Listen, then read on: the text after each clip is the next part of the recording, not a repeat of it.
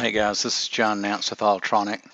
A lot of people have been asking what is the difference between true voltage with amperage power behind it and what we call voltage potential.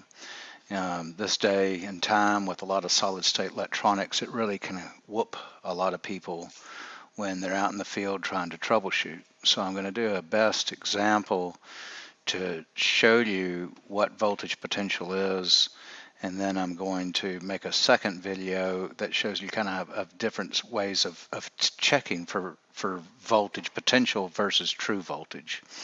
So what I've got here is a classic excerpt from one of our panel designs where we have 103 switched fused battery power, so there's 24 volts on it, and we're bringing it into a relay, and this is just our symbol for a relay in most schematics.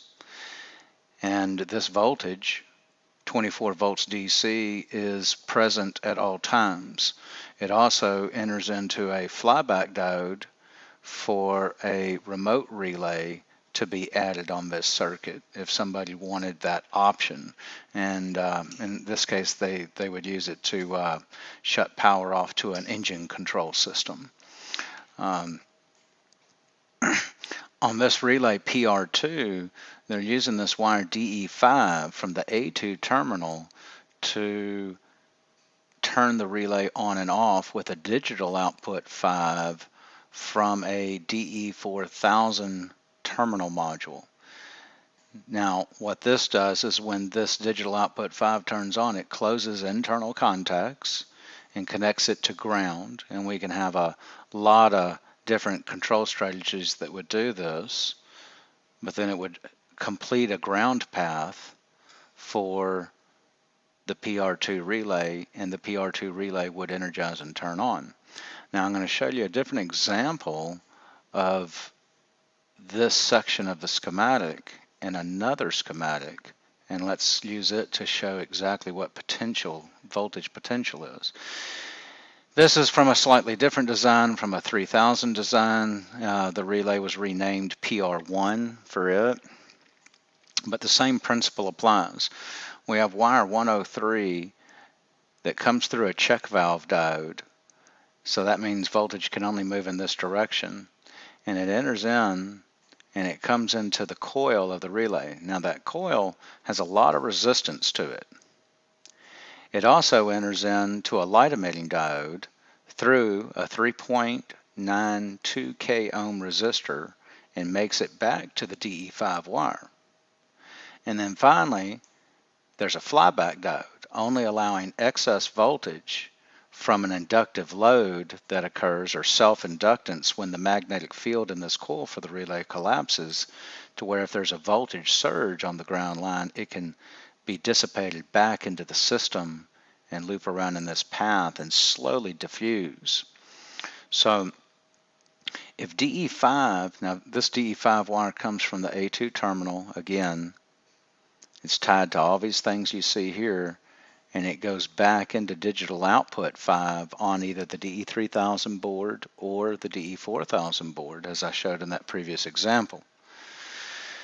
Now, all of this up here has to do with what the switch contacts of the relay are doing. So this is irrelevant. Don't even think about this for right now.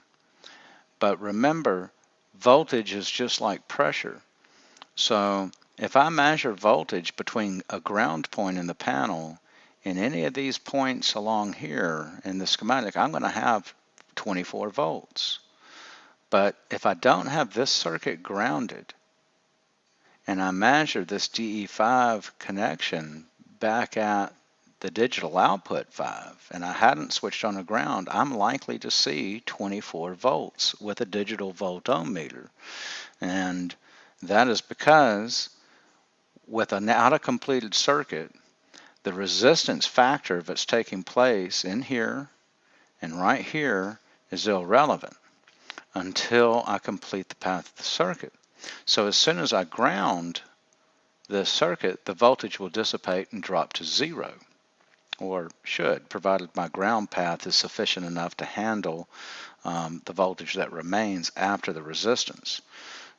That's a short, quick example of voltage potential. Again, with the ground path not completed, I'll see voltage, the same voltage here as I do here. With the ground path completed, the voltage on this side, because the resistance will drop. Think of it as a water hose. If I plug one end of the water hose, but then pressure it up, but then shut the supply pressure up, there's still pressure on that hose. But as soon as I opened the discharge into that hose, the pressure escapes out immediately, and then there's no more pressure. So think of the voltage in that manner. Thank you for your time. If you have any questions, please email me at jon.nance, N-A-N-C-E, at herbiger.com, H-O-E-R-B-I-G-E-R. And look for the next video because I'm going to show an example of how to test for true voltage versus voltage potential. Thank you and have a great day.